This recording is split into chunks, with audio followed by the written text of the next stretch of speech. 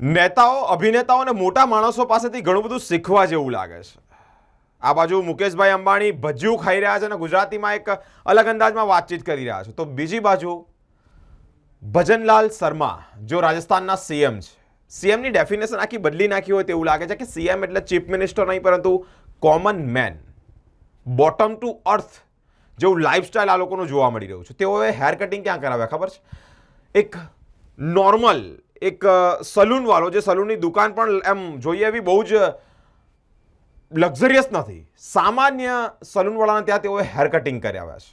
દર્શક મિત્રો, આ બાજુ ધીરુભાઈ અંબાણીના દીકરા મુકેશ અંબાણીના દીકરાનું લગ્ન, એમાં ભજીયા ખાતા ખાતા એકદમ એવી અવસ્થામાં જોવા મળે છે કે સામાન્ય માણસ, અબજોપતિ માણસ, દુનિયાના ટોપ 10માં આવતો માણસ, એ આવી રીતે લાઈફસ્ટાઈલથી જીવતા હોય. આ બાજુ સીએમ છે રાજસ્થાનના, એ આવી રીતે વાળ કપાવતા હોય, તો આપણે તો ઘણું બધું શીખવાનું અને ઘણું બધું રીતે આ લોકો જેવું જીવવાની હજુ બાકી છે.